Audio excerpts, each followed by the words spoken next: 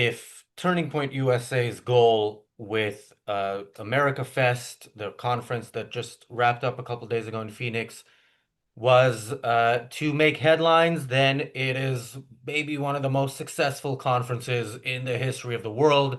Ben Shapiro opened it, which was also very good scheduling. Went, as one commentator called it, scorched earth on figures in the movement that really deserve to be called out much more than they have been. He called them out by name. He called them out by the things they did wrong, listing them. It really was very, very good. And I say this as somebody who doesn't share Ben's values, but shares his concern for where America is going, and specifically where the conservative movement is going. Um, and yeah, the following days, this was the conversation. The conversation was responding to Ben Shapiro. One speaker did so with laughter. One speaker did so with name calling. Actually, a bunch of them did so with name calling. Megyn Kelly responded to him by answering point by point a bunch of things he has never said in that speech. And of course, the whole conference wraps up as you would expect with the biggest speaker of the conference, Vice President J.D. Vance. And what does J.D. Vance have to say about a conference that seemed to be where speakers and many of the attendees seem to be obsessed with, for lack of better way of putting it, the Jewish question in the current conservative movement? J.D. Vance made the point that there is room for everybody in the movement. You can try to understand why somebody doesn't want to alienate voters.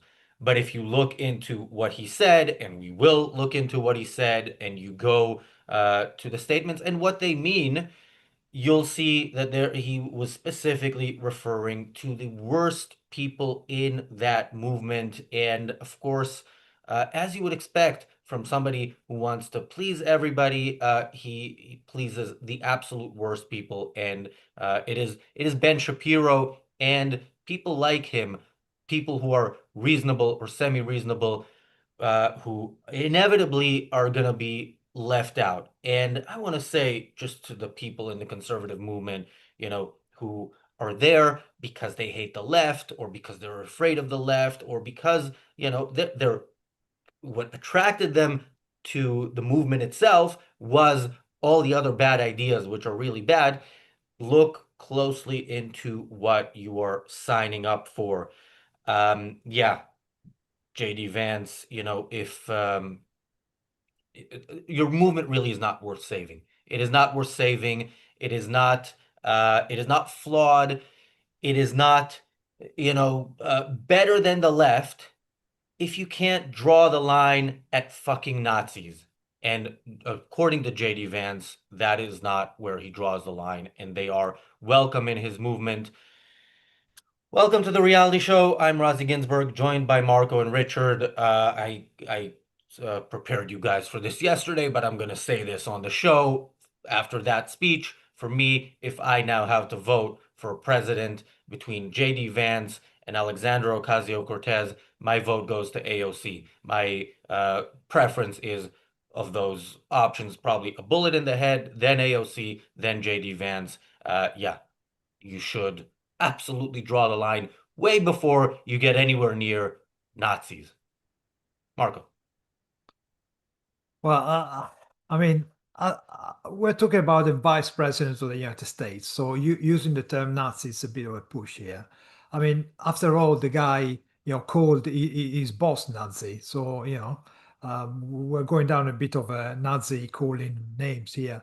I understand what you're saying, but on the other hand, as you mentioned, this guy doesn't have many principles. It doesn't have two principles to rub together, and certainly doesn't stand for anything specific apart from the usual middle of the road, boring, seen and defeated conservatism based on the idea of Christianity and all this kind of crap. I mean, from this conference, I've seen two speeches, one from Vance and the other one from Shapiro, and they are fairly decent up to two-thirds of it. The last third effectively contradicts and destroys and totally goes back to whatever good might have been in some of the phrases that they mentioned. Um, Frankly, I wouldn't expect anything different from Vance. In the same way, I wouldn't expect anything different from Shapiro. I mean, we're talking about conservatives here. What is conservatives? Well, not much. It's like wishy-washy libertarianism wrapped up in some Christian bullshit.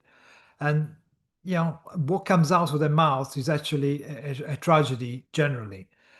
Whatever they say, even the conservatives at their best, you even take Reagan, or going back even further, when conservatives were a bit more serious, they weren't any good. Ayn Rand made a point a billion times about why conservatives are actually not very good at all, because their defense for capitalism, their defense for freedom is based on nothing really. It's based on, well, it's tradition. Well, it's religion. Well, all this is wrong. I mean, the frustration here is that the slogan "America First," which should be a call for America to abandon the morality of altruism, to abandon the idea that morality comes from a god, could have been properly developed by somebody with a bit of brains and not just ego. And unfortunately, both Vance and Trump are not exactly very good at seizing the opportunity. Trump is on and off. Sometimes does good stuff. Most of the time does bad stuff. Vance is, well, I've rarely seen him do good stuff. However, in the few speeches he's done, especially exposing the lack of the war against freedom of speech here in Europe, when he deliberately addressed the social fascist of the European Union, talking about free speech. He hit a note there. He was totally right.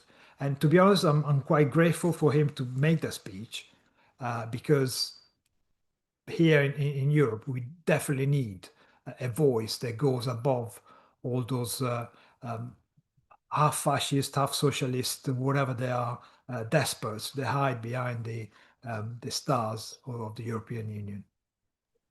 Can I just quickly clarify? I wasn't calling J.D. Vance a Nazi, but his speech saying everybody's welcome, that is in reference to people like Tucker, like Candace, who's, very interesting. It's always interesting when people who are not pure Aryans are Nazis, but, reason is not the strong suit of Nazis anyway, so they can. They can get away with that in their own head. But yeah, I'm saying if you're opening up your movement to such people, that is uh, the the problem there, Richard. Yeah.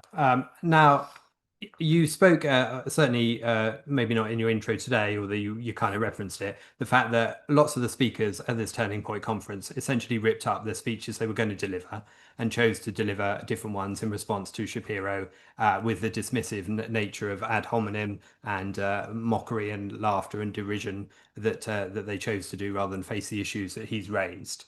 Now, Vance didn't do that, did he? He basically inserted like two sentences or a sentence and a half that referenced Shapiro. And basically, I reckon the rest of the speech was what he wrote before the conference, or what was written for him before the conference began.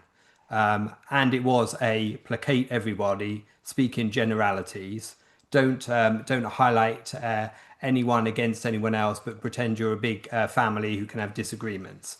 Now, frankly, I always loathe that comparison to families with disagreements, because it's so irrelevant as a comparison when you're talking about a political movement. And I think, again, once again, you got the phrase, and you used it a number of times, Razi, of political movement, and I don't even know what we're referring to.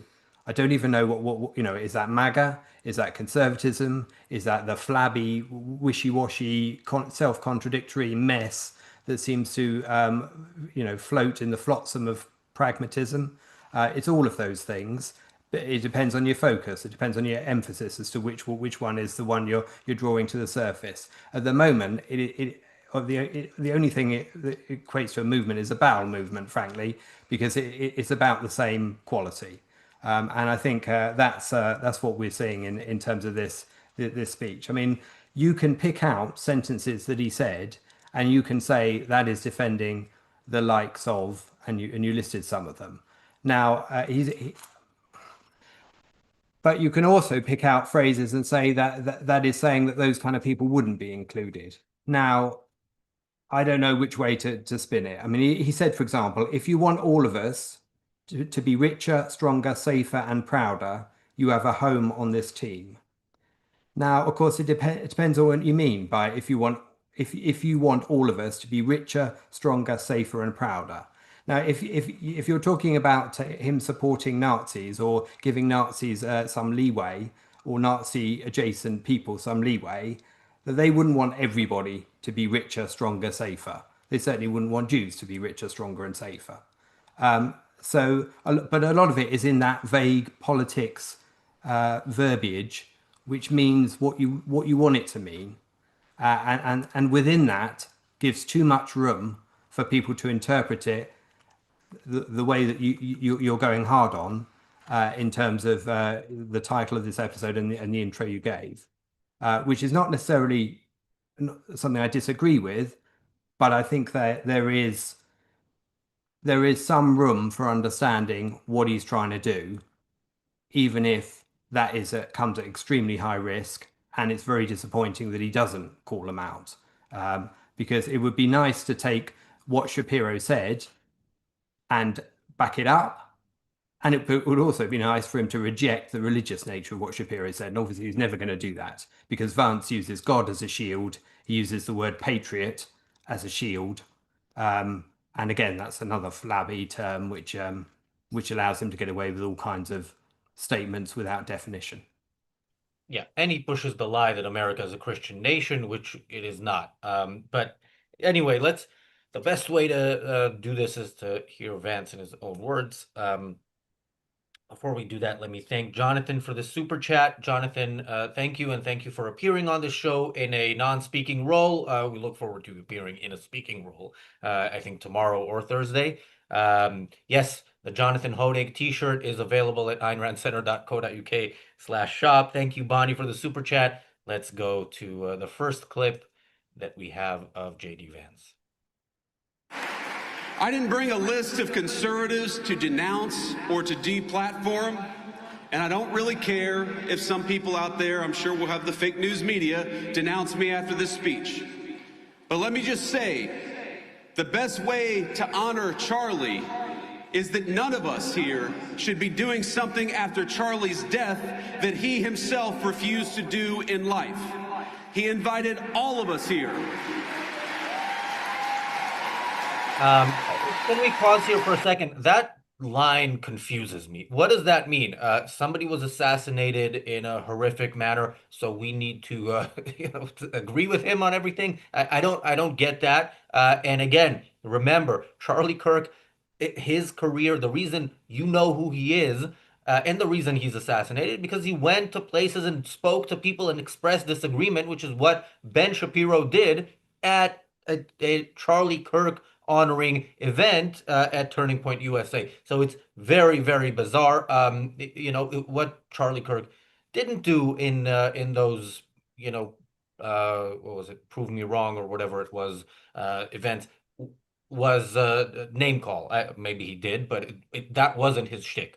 His shtick was arguing. I strongly disagree with a lot of what he argued for, but that was what he was doing, and that is why he was murdered, not because he agreed with everybody on anything and thought it was wrong to criticize them. Marco. Well, I mean, he's typical politician, isn't it? It's like, oh, don't involve me in this kind of controversies. It's got nothing to do with me. I love everyone. I want votes for everyone. I'm not going to call people out just in case their supporters are deciding not to support me. And this is again the same old rotten, boring pragmatism and the kind of compromise that these people are always doing. They do not have principles. They're always trying to, weasel their way through, dry land somewhere where there's no danger of annoying anyone really, because they want to make sure that the base is as wide as possible.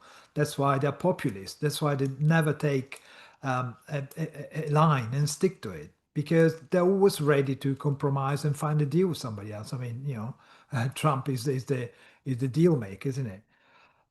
Problem is that by doing that, you effectively destroy the very thing that you're fighting for. And the fact that it turns up and say, "Oh, I'm not going to name names and blah," but it's not about naming names. It's about ideas. It's about sticking to what you want. And unfortunately, what you want seems to be a blob held together by some sort of religious and some sort of things linked to this mythical constitution that seems to be quite rubbery when it comes to religion. Because as far as I'm concerned, the First Amendment talks about freedom of religion, and the government shouldn't be involved in dictating the religion. But these people are quite happy to, take the bits that they like from the constitution and make whatever argument they like when it's popular. If it were unpopular, it would be like, upholding the letter of the constitution. But in this occasion, looking religious is, it's a thing to do. I wish people like this stood up there and said, "Okay, we're here. Who's our enemy?" And start talking about their enemies, not just talking about this vague. We agree on this, on that, and we do not. We're anti-left, we're anti-woke. Yeah, but what are you for? Tell us, what are you for? What are your ideas? Unfortunately, we're never going to get this, are we? Now, you used that clip there included the main lines, which are referring to what Shapiro said. As I said, he barely mentions it directly, but this is the bit where he does mention it directly. He says, "I didn't bring a list of conservatives to denounce or deplatform," in the course of that clip. And what I want to say about that quote is, beware the word "or," because politicians use the word "or" all the time. Sometimes they mean A or B.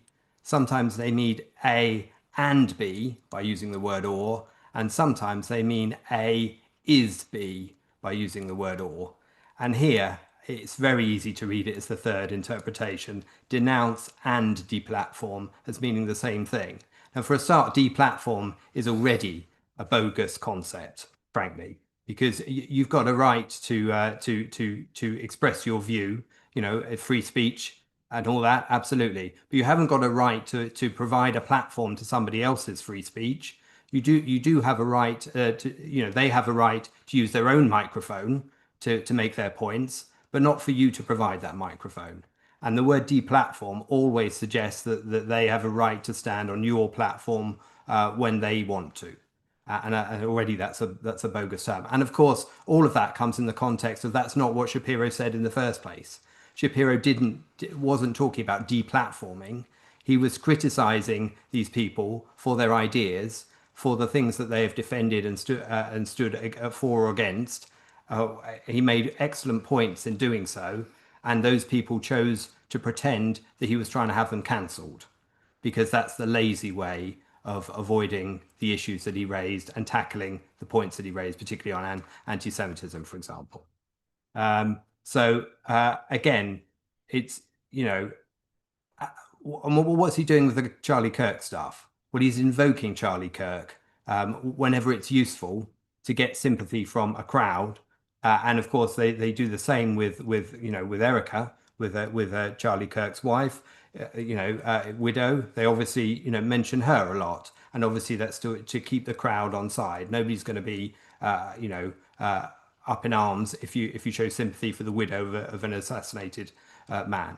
And I think what he does when he invokes Charlie Kirk is the same as what he does when he invokes God. It's a protective shield that keeps somebody from actually getting at what he's saying behind it. And because essentially what Charlie Kirk did, he was prepared to get young people to ask him any questions, and he would take them on. He was prepared to speak to anyone, anywhere, to speak truth boldly, to have more conversations and to answer your questions. That was his thing. But that is not the same as what the switcheroo that Vance is trying to make, which suggests that means that anybody should be allowed to come to any conference and say whatever they like even if it's up the Nazi end of the spectrum. Yeah, and of course he doesn't mean everybody. If somebody was there arguing for transgenderism, they would not be welcome, you know. So it's interesting, yeah, the anti-concepts of platforming and deplatforming and the way they're used there. I saw some mentions of Vivek in the chat. That this was one of the things that terrified me in this conference is that, you know, I'm actually thinking, is Vivek going to be the person who saves the world or at least delays the inevitable by running against JD Vance in 2028?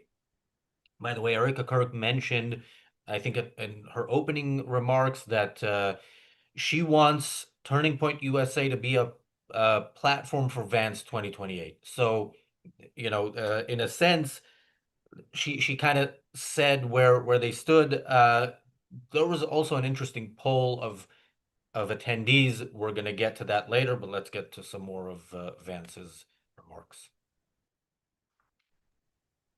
Do you want to listen more from the first one? Is there anything interesting there? Well, let's see. I clipped much more, so I think I made a good choice in the past.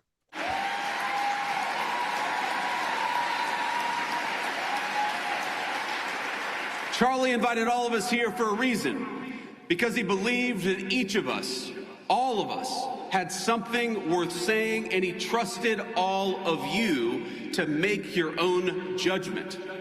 And we have far more important work to do than canceling each other. We have got to build, and President Donald Trump is a builder.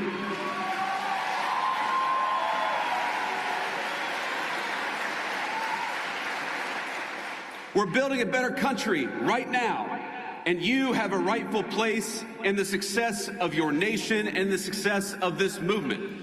And we build by adding, by growing, not by tearing down. Charlie Kirk was a great builder too. He understood that any family can have its disagreements, its tough conversations. We can learn and improve and treat one another better. We can love each other despite the disagreement. But winning demands teamwork. And I am honored to be on Turning Point's team. I'm honored to be on your team, and I will stay that way. Okay, it's interesting, the love each other despite our disagreements, like how far those disagreements can go. And Vance, of course, being a politician, doesn't get into the nitty-gritty, but his BFF Tucker Carlson did. He said, if my brother went on a drug-fueled murder spree, I would not denounce him because he is my brother. If JD Vance is talking about this as some sort of family where there's disagreements, again, as you guys mentioned, it's a political movement. You associate with people there because you share certain values. You want to see certain changes, or you want to conserve certain things within the political system, and that's why they're all there. And that's and there you have to ask the questions. How is a Nick Fuentes or the people who give him a platform and then ask no tough questions, even though they know how to get tough with interviewees, other interviewees? How, yeah, how is this a place where, you know, you're all in one movement and despite your disagreements, and what makes it a movement, Marco? Yeah, what makes it a movement? The fact that, you know, they all decide what you can talk about, what you can't talk about. But really, there is no discussion. Again, they're not putting on the table principles. They're just having this vagaries, this kind of, oh, we agree to disagree, all this kind of stuff. Well, you cannot do that. You cannot do that and expect that your group or whatever you putting together is gonna last, because you're building effectively a contradiction within your own team, or your own family. You can't have, you know, take the tragedy of Rob Reiner. You can have a whack of a son, which then kills you off. You cannot have these people with wacky ideas and assume, just pretend that they're part of the mainstream, because these kind of poisonous ideas will infect the rest of the movement, especially because the stupid ideas are tend to spread much easier than good ideas because they are easy to understand. They have celebs that push them, and people seem to like the person. Therefore, whatever they say is true. There's no, as Shapiro was talking about, there's no evaluation of facts. And the moment you agree you're part of a tribe, your rational, your self checking of what you're told becomes a bit less rigorous because you accept everything that's told to you as given. But and also there is the sinister presence of Carlson. I mean, apparently Carlson was the guy who convinced Trump to use Vance as a running mate. And certainly Vance has been less than critical towards Carlson himself. I mean, Carlson went to Russia to interview Putin. You don't go to Russia and interview Putin if you're not exactly on the right side of Putin, if you're not exactly aligned to what he's going to want you to say. We've seen how Putin treats the opposition. Navalny, died years ago. His wife is probably going to be the next victim. So um, the kind of compromise and the kind of appeasing that we're seeing going on, try and keep the coalition together. It's like watching the Labour Party here in Britain when Corbyn was a leader. It's a bundle of contradiction held together by some sort of feeling, which nobody can really put a finger on. And of course, all wrapped up together in Charlie said this, Charlie said that, Charlie wanted this. Suddenly, everybody knows what Charlie wanted. And had he not been killed in such a horrific way, nobody would care what Charlie says. I think buried within a lot of these sentences are always grains of truth, which is what pulls over the con, because trusting all of you to make your own judgment is something we want people to do. We want people to use their own minds in every circumstance. And when people are faced with ideas that are controversial, that are new to them, let's face it, objectivism is to many people a controversial idea that's completely new to them. It's radical.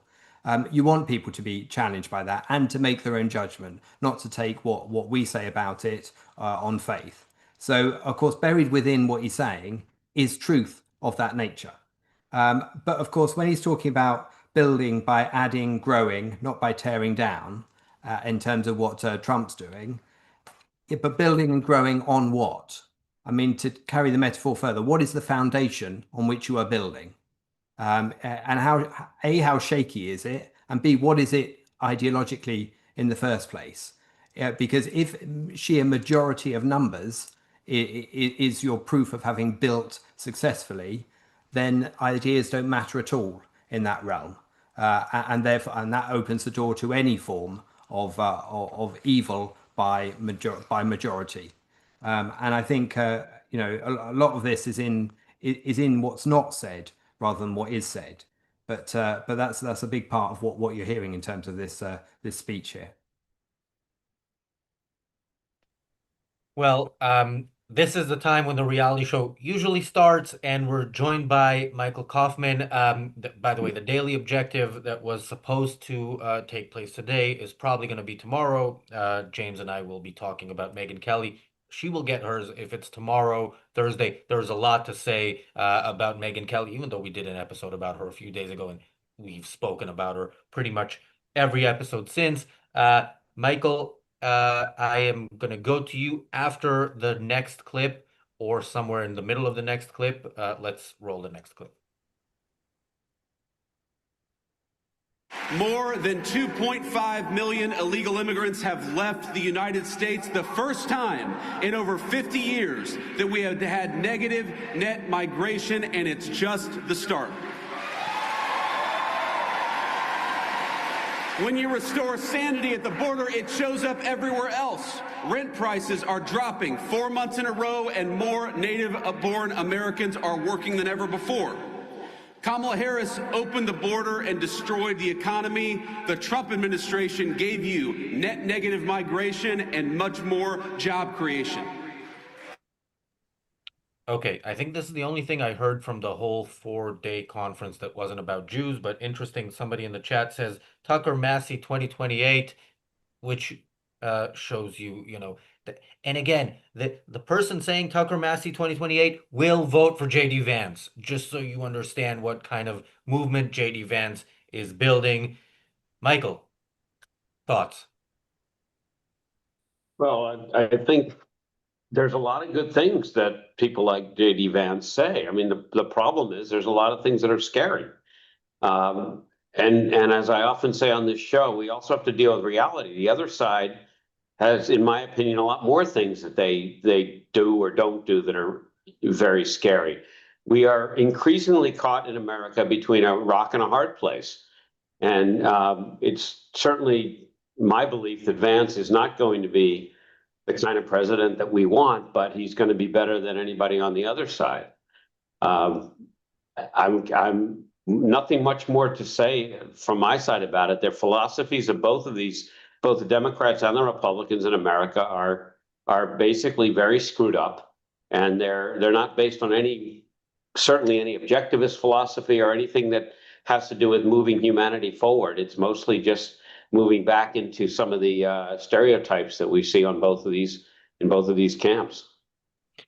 Well, I think JD Vance, in this talk, certainly threw away the notion that there's any significant difference. Remember, like the anti-Semitism in the left is par for the course. On the right, it is, there's first of all, there's less embarrassment about it, but the fact is, most of the speakers at the Turning Point conference went close to full Nazi and definitely defended the Nick Fuenteses of the world. And with Candace, we might play the end of the Candace clip at some point if we have time. But yeah, Marco. Well, yeah, I mean, as I said before, he just doesn't want to rock the boat. He didn't go there to cause any ripples. He's just too afraid of upsetting anyone, and by doing this, effectively, implicitly, um, giving a get out of the jeep, free from jail card to the people like Nit Fuentes. Absolutely, it's true. But what really matters is that, for example.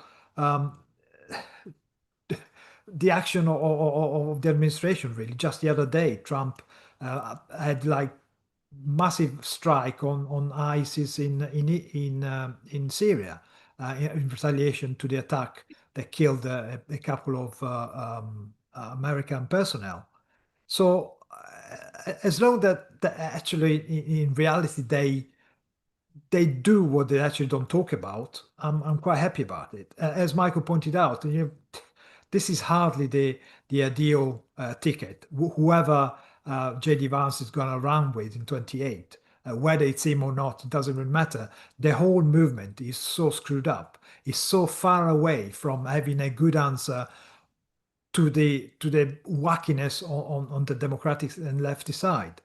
They still haven't grasped the fact that rights are a natural individual rights are a natural fit for human beings. They're not given by God, they're not given by a state, they're not a certificate that can be taken away from humans. It's the required condition for men to thrive, for people to be productive and to collaborate in peace. But they don't get that. And by doubling down on the religious side of things as reaction to the religion that comes from the opposite camp, that it's just going to end up in tears. I mean, we know how religious different religions in the end always end up in wars. I mean, we've seen all sorts of stuff within the Christian religion itself. Just look at Northern Ireland and Southern Ireland, for example. That is a religious war, effectively. The Pope issued a fatwa to Elizabeth I in the 1500s, 1600s. So religion is ultimately the reason why wars are fought, and by hiding behind a god or a so-called religious what does he call it? It says like a creed. You know, without even mentioning it, it talks about a creed that keeps America together. No, that's not that creed. It's a sense of life that, as I mentioned earlier on, is awakened by the words America First. Americans understand what America First means. It means the rational selfishness, which is not explicit, but that America still live, thankfully, probably not for long, given this kind of politics. I think if you look at what Vance has said about Fuentes specifically on other occasions, uh, you understand that he's no fan of Fuentes. Worse than that, he's totally rejected him. He's called him a total loser. Certainly, I disavow him. There's no room in the MAGA movement for Fuentes. These are quotes from Vance. Balkanization and ethnic hatred reflected in the rise of the likes of Fuentes and co. are symptoms of deeper problems. And recently, in talking about his Fuentes' criticism of his wife, Vance said he can eat shit. Speaking about Fuentes. Now, one of the quotes which sums up his attitude to it, and you could take this to the wider group of speakers that you were talking about, that includes the like of Carlson and Candace Owen, is he takes the line, "Don't feed the trolls, and they largely go away." Now, that's the position he takes, and I understand that when you constantly name someone like Fuentes, you actually elevate their position. You give them a platform through your own mouth frequently, particularly if they are the kind of losers that they are. And when it comes to people like Candace Owens and Tucker Carlson, though, they are cultural representatives speaking to some group of society. I think the level for which they do speak for conservatives is greatly overblown. I think that their influence is hugely overstated, and quite honestly, and I think most people who put their cross in a Republican box don't necessarily give them the time of day. But they do exist, and of course they are vocal, loud, and they do generate a lot of conversation. But I think all of that is in the mix here, and it depends on your focus. I mean, earlier on you talked about in your intro, Raz, I think it was, where you talked about you'd rather vote for AOC than Vance. Frankly, I think that's a bogus setup, because I don't think AOC would remotely be the Democratic candidate under any circumstances. Much as I hate the weasel that is Gavin Newsom, I think it's more likely to be him, frankly. And of course, that in itself opens up the great elephant in the room, which is the Democratic Party. And you can't talk about the politics of the US without a focus on what the Democrats have done, and all of the ideology that goes with them. And that this is a lot of what we're talking about now. It's the product of that dreadful deterioration of America through all of the things like its DEI and its environmentalism, etc. You only got to look at Gavin Newsom's state with his blackouts and its environmentalism and the lawlessness and the DEI. I think some of those things Vance even referenced within the speech, and of course that's the America that will be more widely visible to every American were the Democrats to take it in the next election. But we're a long way away from that, and there's an awful lot of time and things that can happen. Trump can say or do anything any day of the week anyway. So we're talking a good 3 years away. And I know there are some staging posts and election midterms and all the rest of it in the meantime. But what happens with the US economy? What happens with whether China invades Taiwan in 2027? All of those things are going to have massive impacts on what happens in 2028. So obviously, we're trying to read the runes. We're trying to understand the direction here and what the potential dangers are, and that has a point. But obviously, it's pretty murky between here and 2028, and to pretend it isn't would be to do it a disservice. Yeah, so just to clarify what I said was, if I had to vote today, following Vance's speech, for AOC or Vance, I would vote for AOC, and the hierarchy is bullet in the head, AOC, then Vance. Because yeah, once you say Nazis are welcome in my movement, especially since it is the right, again, the left, I have no expectation of them when it comes to reducing even anti-Semitism on their side. The movement, the conservative movement, as soon as it says Nazis welcome, needs to be destroyed. And it will be destroyed if they lose an election. This movement will hopefully go away, or America will. And again, if J.D. Vance with the Tucker Carlsons of the world win the election, America is done. If AOC wins the election, America is done. So yeah, let's hope.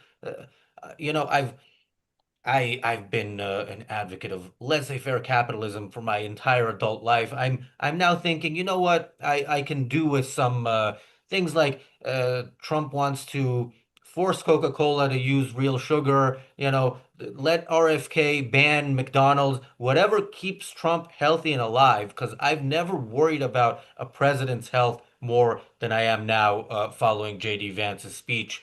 So yeah, let's unfortunately. Oh well, let me thank our super chatters before we go back to JD Vance. Thank you, Salome, for the super chat. Thank you, Robert, for being a member for 43 months. Robert says JD Vance is 1/10 Trump in charisma and Trump times 10 in ideology.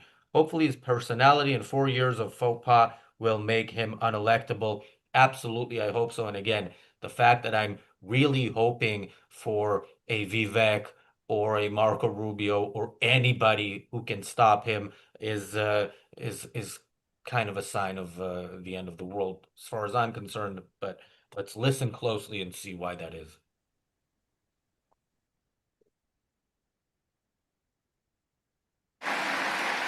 In the United States of America, you don't have to apologize for being white anymore.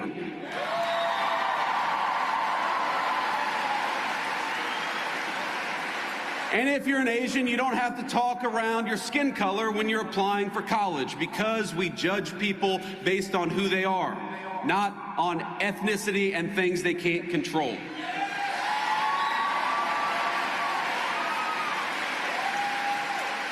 We don't persecute you for being male, for being straight, for being gay, for being anything. The only thing that we demand is that you be a great American patriot, and if you're that, you're very much on our team.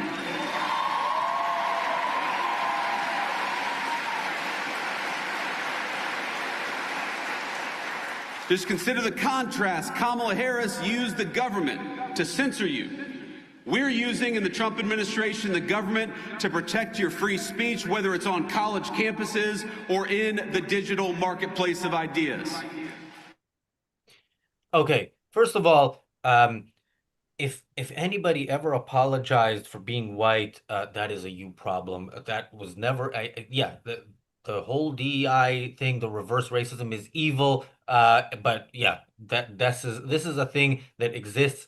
The need to apologize or whatever is very much a exists in the minds of people on the right. And I remember when Black Lives Matter started their thing, seeing people say, "Oh, it's okay to say Black Lives Matter, but not okay to say White Lives Matter." It's neither are okay. Okay, in both cases, you're being racist. Like, it's not okay to be racist. Let's start with that. Now, he's protecting free speech. His boss, a few weeks ago, threatened a journalist for asking a question of a murderous dictator about a murder, and he said, I'm going to take away your license, or suggested that they might take away the license of that television channel. It's not the first time he did it. He does that. This is part of what he does. He threatens people who criticize him. So yeah, again, being against the Democrats is great. They're terrible.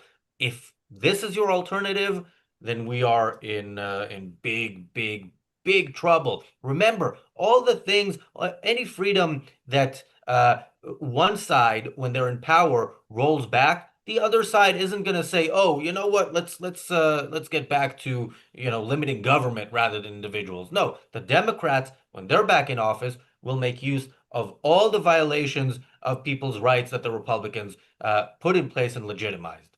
Michael. Yeah, look, I mean, I understand why you're upset, and I factually agree with you. But you're also talking to an audience of people that are very highly educated and thoughtful and philosophical. And that's not who Trump is talking to. And frankly, it's not who J.D. Vance is talking to. Ironically, it is who the Democrats believe they're talking to, which are a bunch of overeducated, apologetic, snively, whiny, America is terrible kind of people that have learned all these horrible things about what has been the most successful country on earth. On the Republican side, they're largely talking to less educated, populist type of people who are just pissed off that everything that goes on in Washington seems to be anti-white, anti-male, anti-straight, anti-Christian. Forget about Jews, because obviously they're on the short end of both sticks, but primarily on the Democrat side. Let's remember, Trump did put a halt to a lot of the campus anti-Semitism, and he was the first person to shut it down. The Jews don't thank him, by the way, in America for that. There's absolutely zero credit given to Trump. He says a lot of stupid things. I mean, we've commented on this show that Trump would be great, except that he opens his mouth. Because a lot of what he does in the country, including deporting not only illegal immigrants who are illegal by definition, but illegal immigrants who commit additional crimes, especially deporting them, blowing up narco traffickers without due process. That's true. Foreign nationals don't get due process except in some foofy, Democrat view of the world, and so on. It is not unexpected. This kind of behavior, it's disgusting. It's embarrassing. I don't know if it's as embarrassing as what goes on in Australia, for example, or the UK or Canada or Ireland with the anti-Semitism and the support for anti-Semitism and supporting a Palestinian state, but it's embarrassing. But I still think you have to come back to the reality. AOC will destroy the soul of the country. She hates America. She loves the capitalism. She parties like you can't describe. She left New York when they shut down for COVID, which she supported, went to Florida, had a great time because DeSantis stopped all the silliness. And she wants everyone to hate America, and she supported the terrorists who did 9/11. And all of her compatriots in Congress do. She doesn't condemn these things. And I think you're wrong to put it in that order. I think the bullet in the head won't help much, Razi. I don't think any of us want it, especially with your great hair. But we are going to be, I'm afraid we're going to be stuck with more polarization and more utter stupidity out of the Republican Party. The Nazi thing, it's despicable. There's no way to address that and no way to defend it at all. But at the end of the day, the Republicans do like America. The Democrats hate America. The new Democratic Party hates America. First of all, I agree with you about AOC completely, which is why I chose her to make that example. The Republicans, certainly the growing faction of Nazi sympathizer and actual Nazis within that party, they don't love America. They can say America first, but they don't understand what America is, what it was founded on. And if they did, and to the extent that they do, they hate it. That's not what they want. I mean, America was the country that went to war against the ideas that they're promoting. So, yeah, what I'd really like to see is some sort of whatever this implosion in the movement continue to the point where whatever J.D. Vance is welcoming in leaves with him in the at least the primaries in 2028 when he is not successful. Marco. I think the main problem here is that there is a movement within the conservatives, which is just grown as a reaction to all the craziness that came in the last 4 years from the Democrats. Most people would take the premise of the Democrats and then trying to fight on their terms and trying to stand up to them, which is totally the wrong way of getting around it. And these are the more educated people, if you like, the people who Michael wasn't talking about. There is the majority of American, hardworking American, not particularly highly educated, who still, as I mentioned earlier on, understand the real meaning behind America First, which is the selfish act of the American that doesn't have to be their brother's keeper.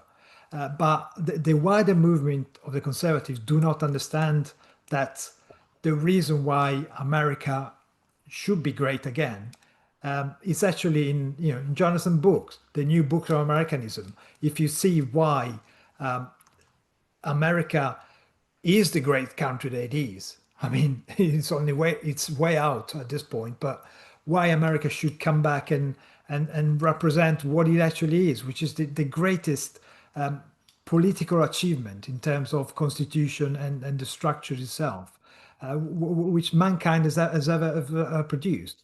But the conservatives themselves, who think they're promoting America's idea, are actually floundering on it. Again, they do not understand what they're pushing, and they do not understand why they should push freedom.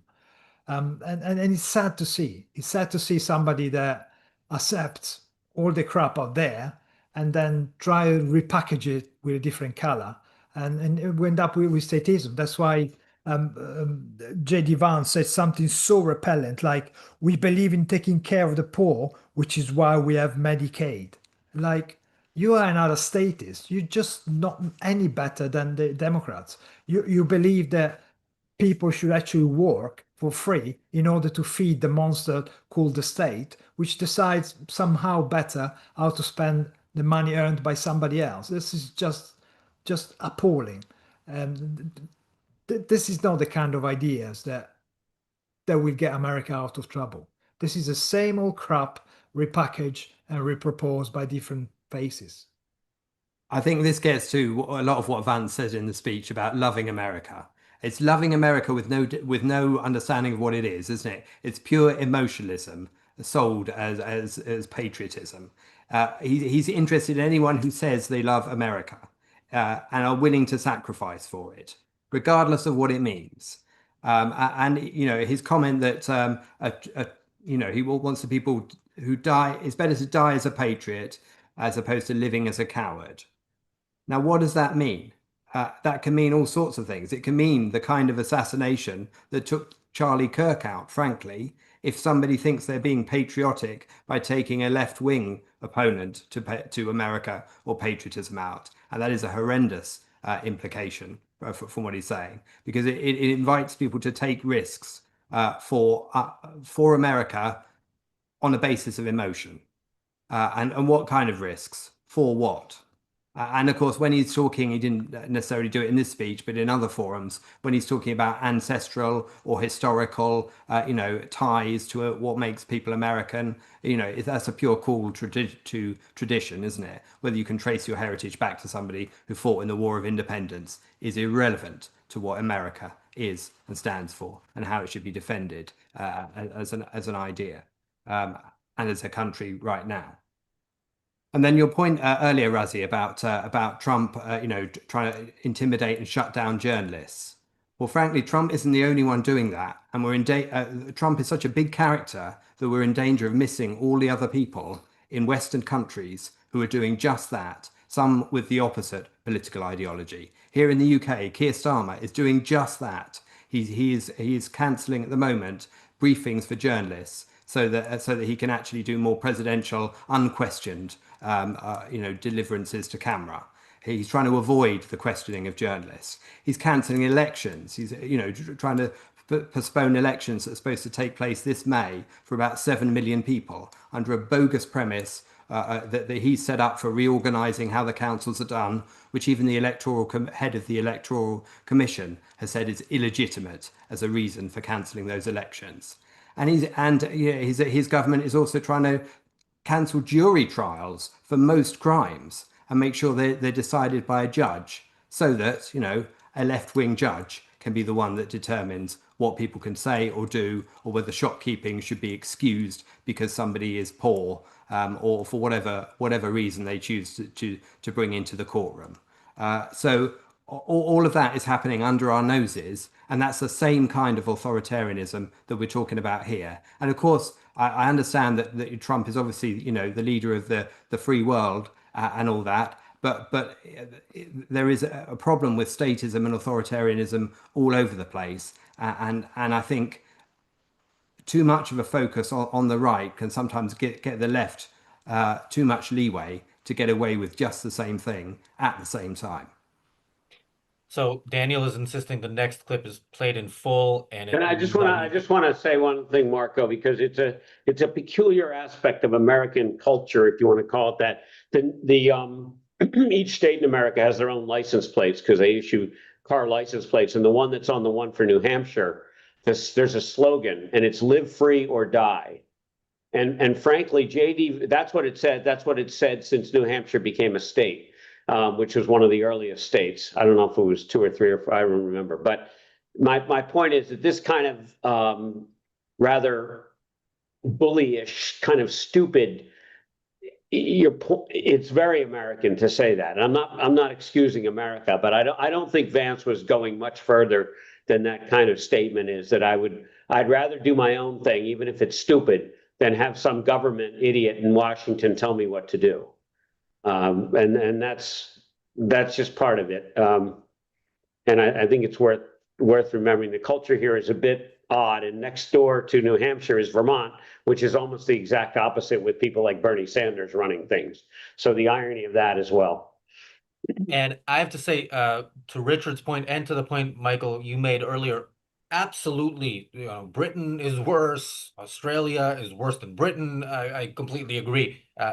America is the only place I have any hope for, and I'm, in the last week, I'm starting to lose that hope after seeing that again. Because when I say I have any hope, that hope is absolutely not from anything to come out of the Democratic Party. And when I see the Nazi takeover, which is what appears to be happening again, if Ben Shapiro is inspiring anybody to push back, and it looks like he might be, great. But if he can't, then it is a very, very scary time ahead. Thank you, Robert, for the super chat.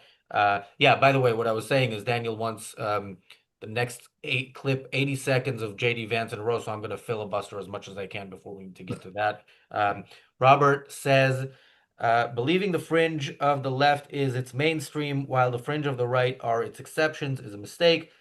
Folks who believe that need to spend some time with ordinary American Democrats. I don't know if I want to do that, but the thing is, I mean, I fully agree that many people just don't care about politics and have some view of something, and it's based on whatever channel they're watching in many cases, and they don't really care. But yeah, their vote still counts, and that's when start to get terrified. Oh, a point I wanted to make about that is this poll that they had at the end of America Fest, which asked people about Israel. Now, this is off the top of my head, but the numbers are almost exact, and maybe 1 or 2 in some direction. Is Israel an ally? And the answers were one of many allies, America's greatest ally, or not an ally. And it was something like 53% said one of many. I think it was 34 said America's greatest ally, and 13% said not an ally. First of all, 13% is a lot. I mean, especially in the conservative movement. But also the 53%, that should be scary. I mean, Israel is the front line in a war that is America's war. So if the conservatives don't understand it, then yeah, again, that's the movement that you should hope for something from, and that is this poll didn't help me All right, Razi, I would say it's the whole West's war. I mean, this is not just America, right? Yes, but when Americans at a conference called America Fest are asked, what about point. Israel specifically, they should recognize. And again, Yep. I would also want to know, when they say one of many allies, who are any of the others? Name a couple more, and I probably wouldn't like the answer. Thank you Solar Atheist for the super chat. Solar Atheist said, and Matt Walsh liked Vance's BS, backstabbing MF. I mean, I did drop some F-bombs on the show, but I'm gonna, limit them to an extent. Thank you, Robert, for another super chat. Robert says, meanwhile, Merry Christmas all. Happy holidays. Merry Christmas to you too. And thank you, Jonathan, for the super chat, which is a good opportunity to remind people not only that how am I forgetting the name of the book that I keep holding up? And New Textbook of Americanism is available in English, in Hebrew, Portuguese is coming out, and of course the Jonathan Honig T-shirt is available at AynRandCenter.co.uk/shop. Okay, we don't have a JD Vance T-shirt, and I don't expect us to have one anytime soon. Let's hear some more from him. When I think about some of the most impassioned debates happening in our country, the nature of citizenship, of what it means to be an American, it all speaks to an obvious truth. Americans are hungry for identity. We're hungry for belonging. We're hungry for a sense of our place in the world. And it's no surprise why. For many years, our fellow Americans have been dealing with a globalized economy that homogenized cultures and hollowed out our towns. Academics and activists pushing race and gender politics down everyone's throat 24/7. Big tech overlords using their internet platforms to censor stories that challenge the dominant far-left narrative in our country. More than any time I can recount, people are talking about American identity and figuring out what it is that unites us. But I want to say something here. The only thing that has truly served as an anchor of the United States of America is that we have been, and by the grace of God, we always will be, a Christian nation.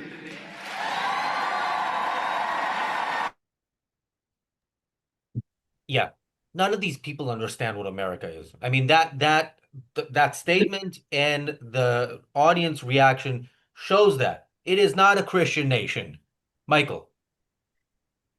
I mean, I'm just smiling because I guess it's a European perspective that we in America are much smarter than we are. We're not. And I don't mean to belittle people in America. There's, despite the separation of church and state, we had blue laws until 20 years ago where nothing could be open on Sunday because the church said it can't be open on Sunday in a country that's has a separation of church and state, and it's built into its amendments and its founding. This notion that we are, we have thought of ourselves as a Christian country. It's, as a Jewish person in the country, I always felt as a minority. I was very much a minority. That's the way it is. He is speaking to a bunch of people that are fundamentally Christian people who go to church on Sunday, or at least pretend to, and fear God and all this other crap, which we say on this show. Because we are much more thoughtful about it. And we believe that America is about life and liberty, property rights, and the pursuit of happiness, and hard work and meritocracy, which are not words, which is what we were hoping he was going to say, that we were fundamentally a country that believed that people should be given opportunities, not based on their color of their skin or their sex or whatever, but based on their merit, and that they should be able to rise to wherever they could. That's what America was and is. And unfortunately, with this group, and I really think this was a completely populist, I mean, it was an important meeting, but they're speaking to their base. And these are evangelical, and I don't mean that I mean it with a small e. These are evangelical people who want to believe that it's all about God and country and apple pie and Chevrolet. You know the joke, baseball, apple pie, and Chevrolet. It's kind of the American slogan, and it's a bit ridiculous. It's not what we were started on, and frankly, people as smart as J.D. Vance, who grew up in a terrible place, a very difficult place, and has married an Indian woman who's not. I don't believe she's Christian, if I'm not mistaken. What you guys can check that on me. The point is that he's actually much more open in his life to that. No good God-fearing American white person that he's talking to would ever marry a person of darker skin. That's not part of what you do in that culture, especially where he came from. So all I'm saying is that I think this is a lot of what he's saying is crap, and he knows it. But the group he's speaking to wants to hear that, and that's what he's doing, and it is a shame. It's embarrassing as an American, but I think you all think way too much of the kind of intellectual prowess in America.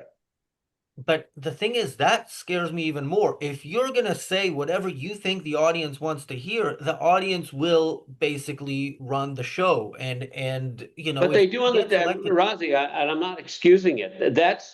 They do on the Democratic side. And I would argue that the leaders of all the countries that have said we should have a Palestinian state have basically listened to their Muslim populations and people who hate Israel and decided to say whatever they want to hear. They know full well that terrorism is coming, and it's not going to stop with the Jews. And J.D. Vance understands 9/11, and he actually hates the terrorists. Whereas AOC actually thinks the terrorists had a point, and her compatriots in Congress actually believe they were right. And they should continue to do 9/11 because, after all, American kills people like that. I'm not excusing it. I think you are holding one political party to a different standard, and they're up against a bunch of people who hate America. And that is a very big difference. Bill Clinton did not hate America. He was a Democrat. He liked America. You could argue whether Jimmy Carter, I don't think Jimmy Carter hated America. He was completely incompetent, and he was a total loser, and he depressed the country. But he didn't hate the country.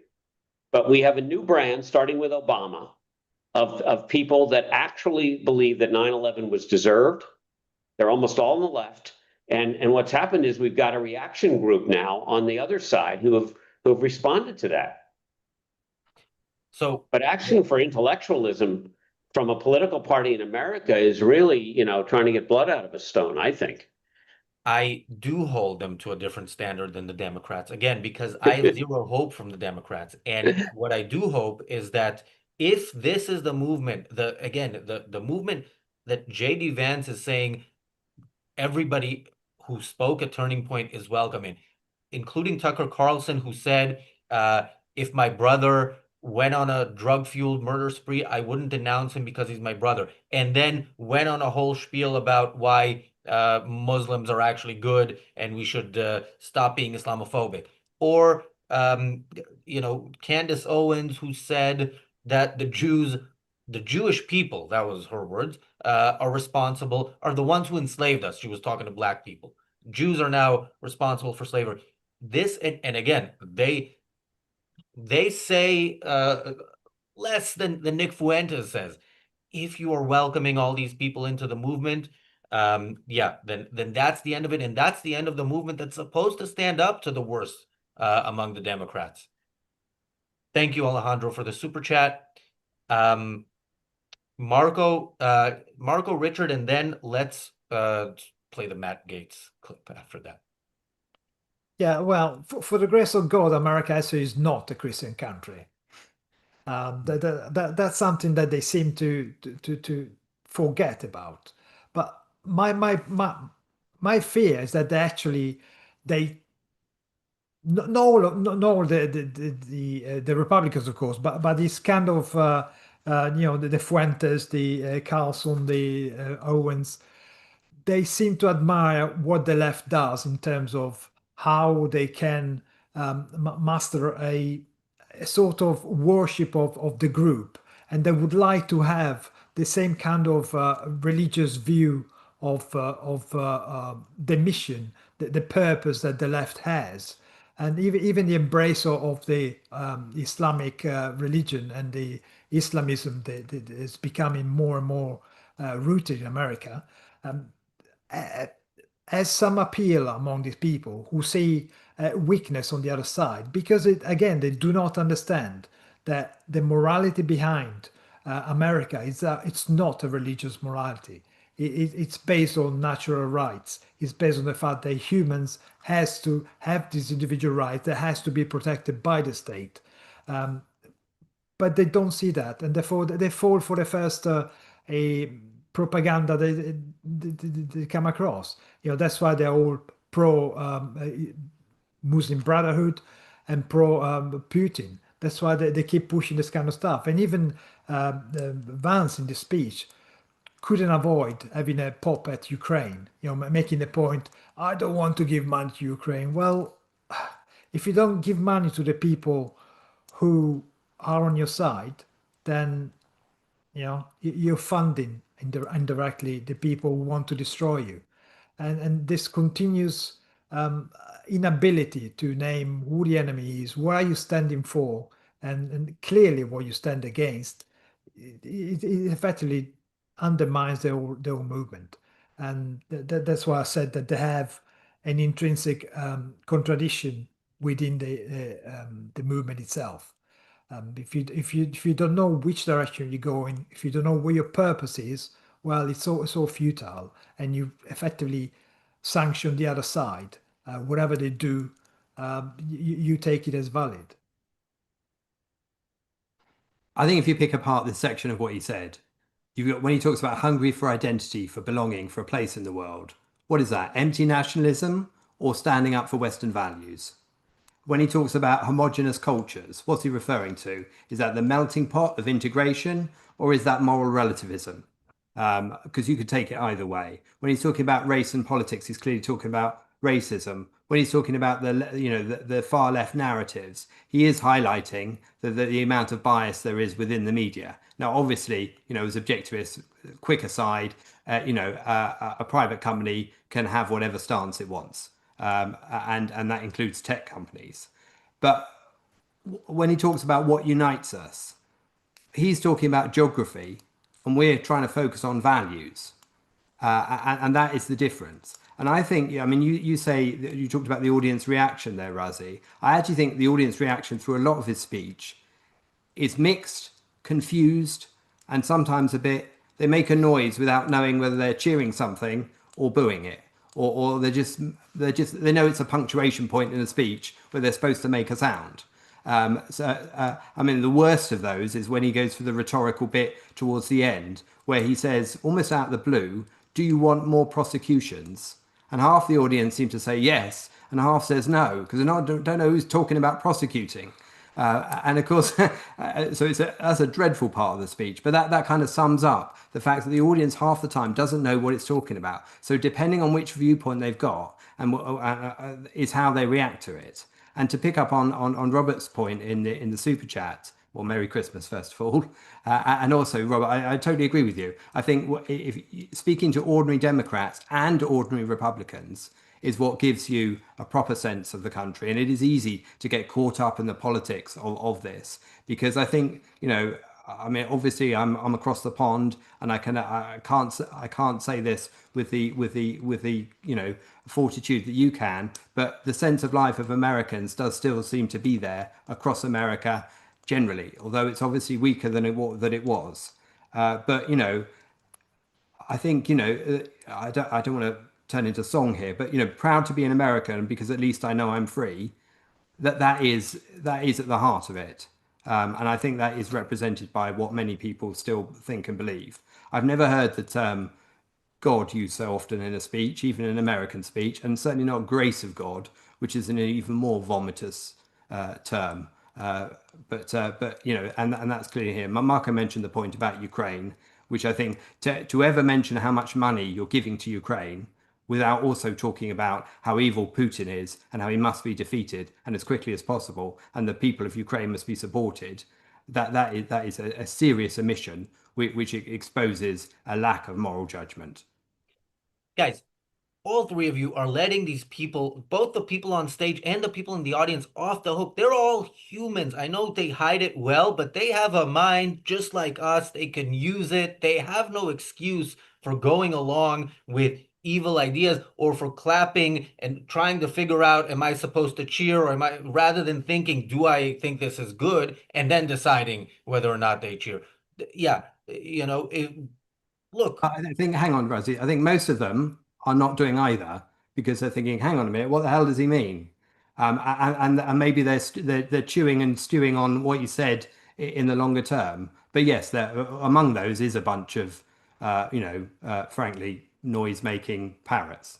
And the problem that, talking about ordinary Democrats and ordinary Republicans, well, these politicians, I mean, just look at the Epstein pictures. All these politicians are going around the same circles. They are, Clinton in the bath with Thingy. I mean, apart from the fact that it's absolutely disgusting, but I mean, it's a uniparty, really. We are ruled by the same elite who has a single mind.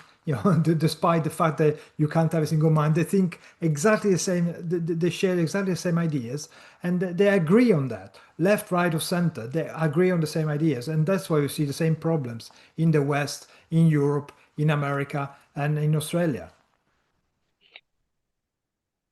Michael, any comment before we go to the next clip? Yeah, look, Rosie, again, I don't mean to depress you, but I'm mostly former friends from one of the suburbs of Boston with probably one of the highest postdoctorate or postgraduate second degrees, PhDs, MBAs, masters and other things, et cetera, group of people that I know who walk around with complete and utter hypocrisy and they disagree within themselves. They run their businesses and their lives with remarkable focus on meritocracy, on following, being just and having integrity. They insist their employees all behave in a certain way and they fire them when they don't. And then when it comes to politics, they have an entirely different viewpoint that the poor, the downtrodden, the oppressed, and all this other crap deserve a whole other set of rules than what they use in their entire life. And I've called them out on it. I said, there is nothing worse than being an adult who is self-contradictory, because that's sort of a house that's divided against itself. It cannot stand. You can't live one set of rules for yourself, and suddenly in the other part of the world, people are allowed to blow you away because you've been successful. And you should feel bad while they're pointing a gun at you and ready to kill you and your family, which is basically what they believe and the way they vote. My point is that even the educated people don't understand how to think from A to B to C to D in a rational fashion. And I just think you're giving, the group that Vance is addressing is hardly as well educated as that, at least in terms of years of university. And you're expecting more of them? I don't think it's true. I don't see anywhere. It is amazing that no one has come up with, none of the political parties have actually gotten back to life, liberty, pursuit of happiness, property rights, meritocracy, and actually use those terms as their foundation. It is shocking, not to mention capitalism and so on. Well, I am convinced, although I was convinced before, that the having as a criteria to be allowed to vote, just be 18 is insufficient, but that's a story for another day. Thank you, Salome, for becoming a member of the YouTube channel. This is usually where I would say in an hour and a half, you can make use of that membership in the Atlas Shrugged Book Club. But for Christmas, we are taking the week off. But there are many perks, and I hope you will enjoy them. Nate says Tucker and Candace are worse than Fuentes.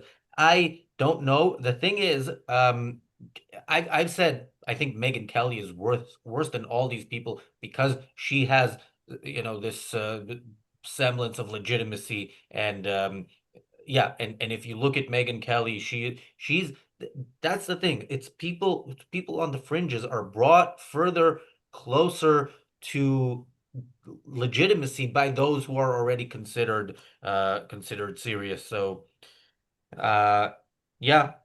Thank you, Ginger, for the super chat. Ginger says, comment to Michael follows, not able to post it. So the comment is, Michael, if people in the US are totally non-conceptual and we do not deserve and cannot maintain a republic, so I hope you're wrong.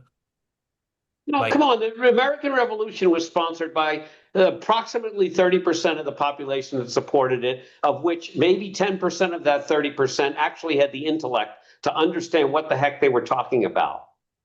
And people went along with it because they went along with it. They didn't like the British. But I'm sure it wasn't because they understood the principles that were elucidated in the Declaration of Independence. Because remember, the Constitution hadn't even been written yet. So no offense to folks. I think we take maybe for granted on this show that we're dealing with people that are deeply philosophical and thoughtful. Even if you're not philosophical, you're deeply thoughtful about these principles, which are critical. The fact that capitalism has produced the best countries in the world and that we've had human progress because of it has been lost. And what we don't see is either side of the aisle, in my opinion, is anybody applauding that remarkable thing that we've come, especially in the last 30 to 50 years. It's striking. And whether we deserve it or not, I don't know. Did the people fighting the British deserve it? I don't know. But they got it. Luckily, they were on the right side of that one. But I'm not sure they were on the right side of it because they thought life, liberty, and the pursuit of happiness was the right thing. Well, somebody who most likely doesn't think that is Matt Gaetz. Just so you know, he is the victim, and he will tell you here, or he told Tucker Carlson yesterday, whose victim he is. Let's listen to this short clip from Matt Gaetz on Tucker Carlson's show.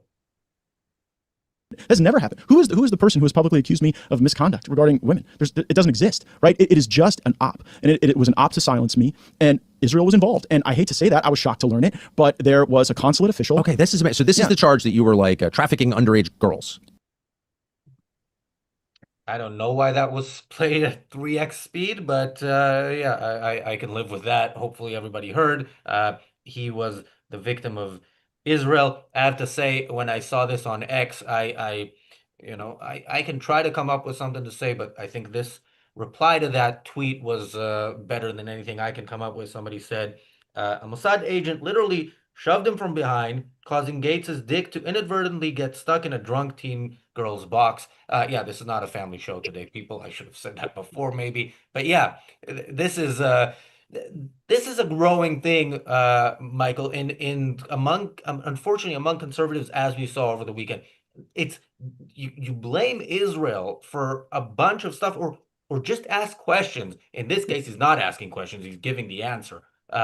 But in other cases, they're asking questions. I mean, one of the things Megyn Kelly did on stage was she said that she defended Candace Owens asking the questions about whether Israel was involved in the assassination of Charlie Kirk because she favored her asking them. And she said, well, I don't think Israel was involved, but I favored her asking them. So there's more and more of these questions that for some reason are specifically about Jews. Michael. Yeah, well, look, these people are, I don't know what do they need another 9/11? I'm sure they'll blame the Jews for another 9/11, which they do anyway, some of them. I don't know how do you combat stupidity. I can tell you, when I used to practice daily with patients, and I would argue with them about why they weren't taking for instance, their blood pressure medicine, and frankly, I had one in particular who was completely non-compliant, and then they had a stroke, which is what happens when you have high blood pressure and you don't take your blood pressure medicine. And they seem to be baffled by this connection. And I don't know what to do with people who don't want to use rational thought and don't want to follow facts.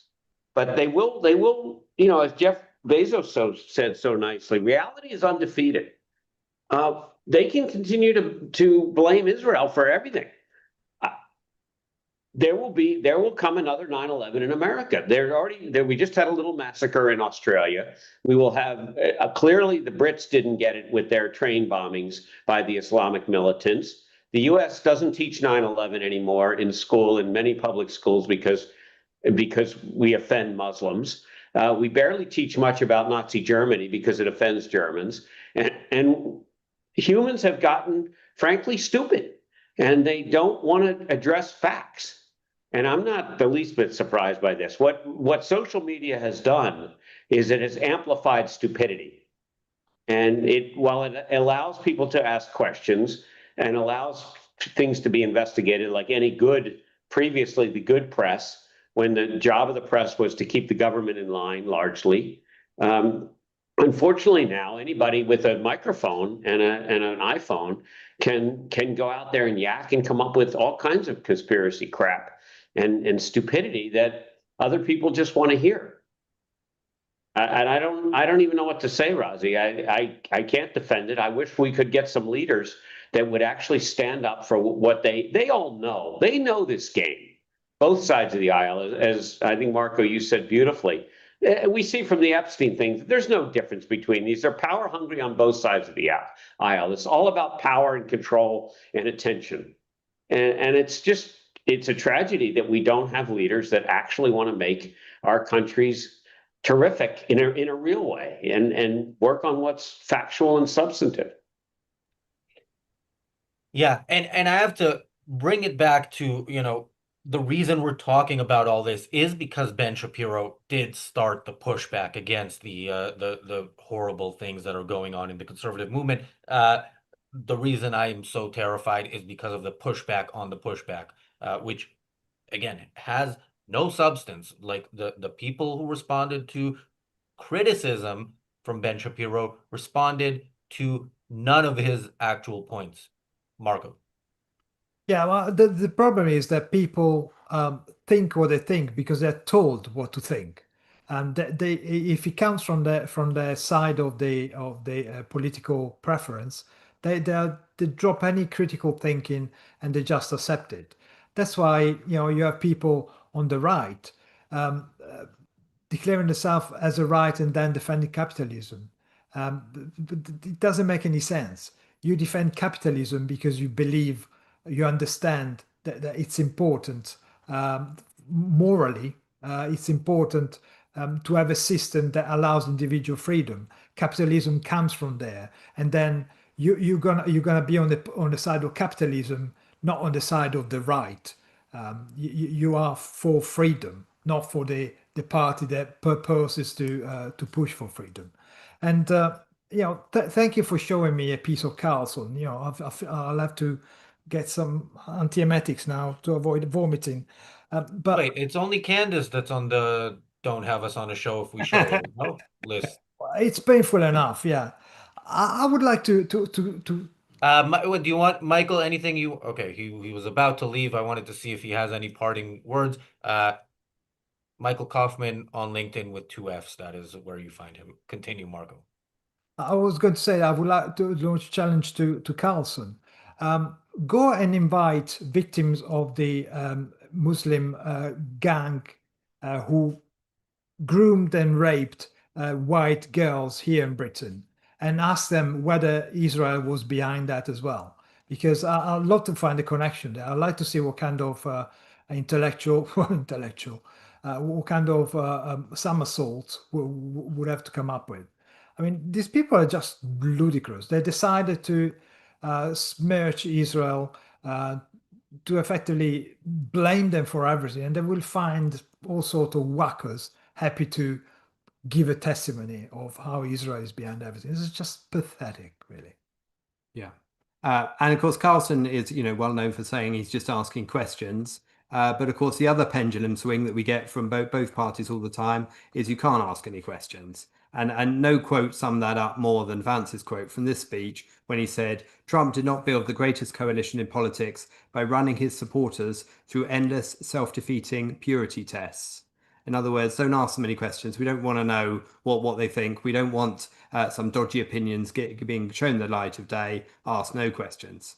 I think Ben Shapiro gave such a great speech at the beginning in terms of most of it, ignoring the end. If you could chop off the last 5 minutes, it would be far better. And of course, that's part of our problem here is, when Ben Shapiro's Daily Wire got the rights to Atlas Shrugged, on the shows on this channel,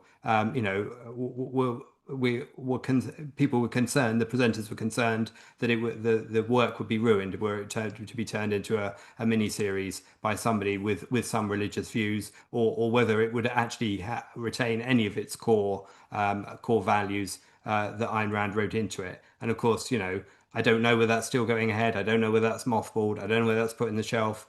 But if Ben Shapiro would like to drop the last 5 minutes of his speech and focus on making a faithful, accurate representation of a miniseries of Atlas Shrugged, the world would benefit, and the conservatism that he would like to see although we wouldn't call it that, would benefit absolutely as well.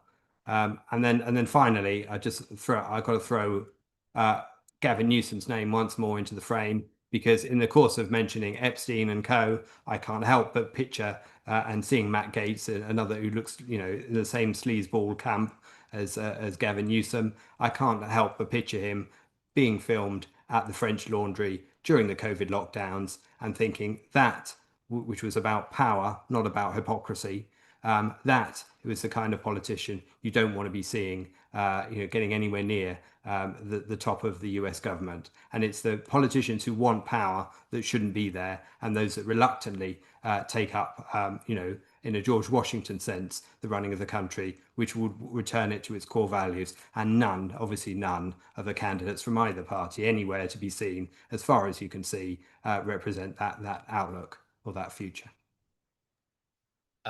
Absolutely, I agree, and yeah, that was part of why I made that point at the beginning, because again, if you look at the left, it's not difficult, and unfortunately, if you look at the right, it's becoming less and less difficult to understand how much of a cesspool it is, and yeah, either we push back or bad things will happen, if not sooner than 2028, then certainly in 2028. Well, we will continue to push back here on this channel every day. We're back here tomorrow with the Daily Objective and the reality show. Thanks to Michael, who already left. Thanks, Marco. Thanks, Richard. Thanks, everybody, for watching. Happy Festivus. It is Festivus, people. If you don't know what that is, look it up. We'll see you back here tomorrow.